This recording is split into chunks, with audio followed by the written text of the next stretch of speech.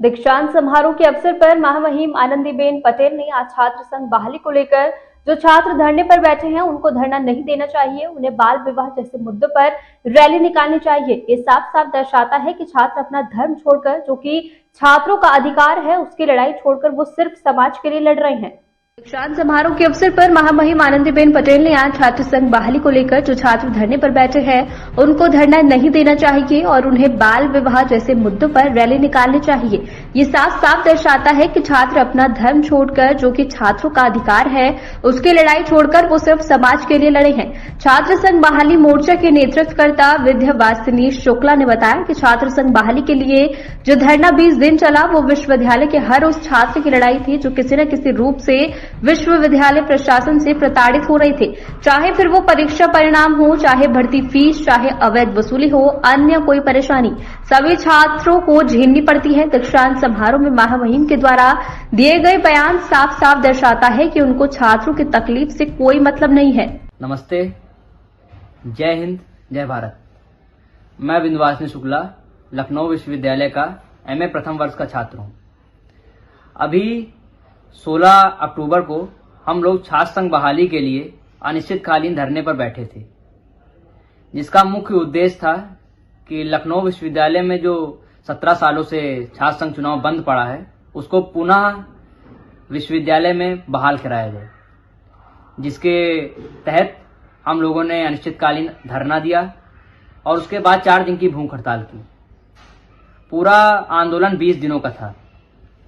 उसी के संबंध में आज दीक्षांत समारोह के अवसर पर माननीय महामहिम राज्यपाल महोदय जी ने जो बात कही उससे हम सभी छात्रों की भावनाएं आहत हुई, क्योंकि छात्र संघ कोई छोटी मोटी बात नहीं। हम सभी उन 20,000 छात्रों का प्रतिनिधित्व कर रहे थे जो आज अनेक प्रकार की समस्याओं से ग्रस्त हैं, चाहे फिर वो बढ़ती फीस हो, अवैध वसूली हो, परीक्षा परिणाम में देरी एवं गड़बड़ी हो, कोई सुनवाई नहीं होती। उसके तहत छात्र संघ अगर होगा तो हम सभी लोग लड़ाई लड़ पाएंगे। महामहिम जी से निवेदन है कि कृपया करके दोनों पक्षों को सुने। जिन छात्रों ने उन्हें ये बताया है कि ये छात्र पढ़ते नहीं हैं, हम वही छात्र हैं जो अपने अपने क्लास में टॉप भी मारते हैं, पढ़ते भी हैं और साथ में छात्र हितों की लड़ाई भी लड़ते हैं। धन्यवाद। छात्र संघ जिंदाबाद। कभी कभी ऐसे विचार आते हैं कि बोलूं कि न बोलूं, लेकिन 15 दिन पहले कई स्टूडेंट्स राजभवन आए थे लखनऊ यूनिवर्सिटी के। तब मैंने इन स्टूडेंट्स को कहा, क्योंकि उसी समय कुछ स्ट्राइक चल रही थी लखनऊ यूनिवर्सिटी में, तो मैंने स्वाभाविक वे स्टूडेंट्स को पूछा कि आप स्ट्राइक क्यों कर रहे हो? जब यूनिवर्सिटी इतना अच्छा काम आपके लिए कर रही है, छोटे छोटे बातों के लिए बैठ जाना ये क्यों होता है? तब विद्यार्थियों ने मुझे ये जवाब दिया कि जिसको पढ़ना नहीं है वो स्ट्राइक करते हैं, हमें तो पढ़ना है तो हमें कभी स्ट्राइक पर जाते ही नहीं है। तो मैंने कहा कि जिसको पढ़ना नहीं वो स्ट्राइक पर क्यों बैठते हैं? मत आए यूनिवर्सिटी में। तो उन्होंने जवाब दिया, नहीं मैडम, उनको राजनेता बनना है, राजनेता बनना है।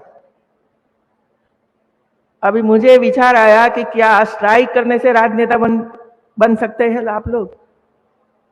क्या हमारे मोदी जी प्रधानमंत्री बने, कभी आपने देखा कि कहीं जहां पर स्ट्राइक करके बैठ गए थे?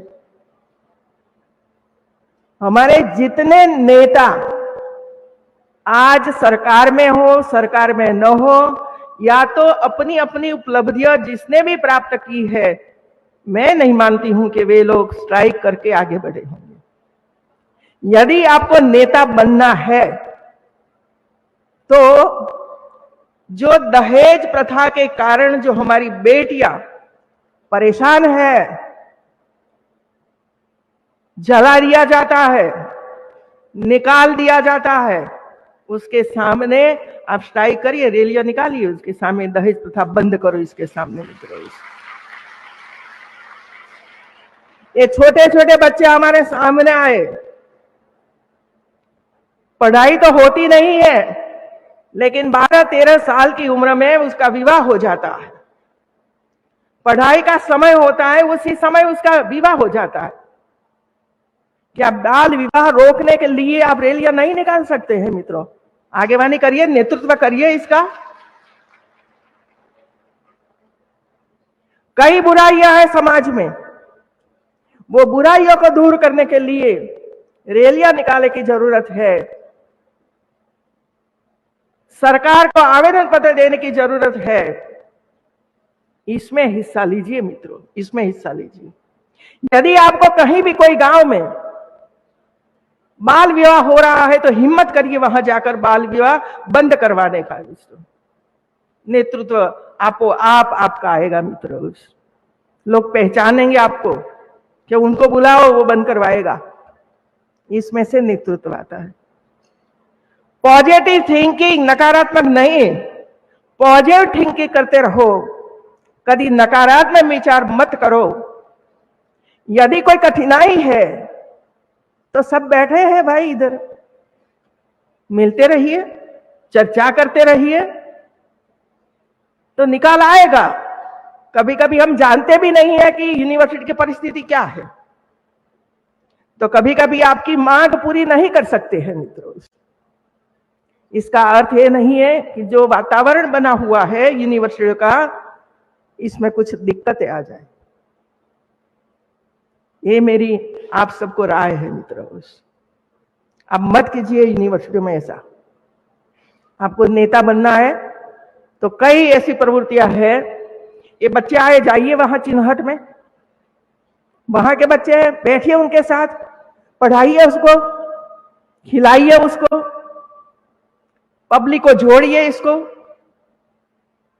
ये भी नेतृत्व कर सकते हैं मित्रों। पहचानेंगे सब लोग, आसपास के एरिया के लोग। ये 2 मंत्री वे आए हैं हमारे जो काम कर रहे हैं वहां।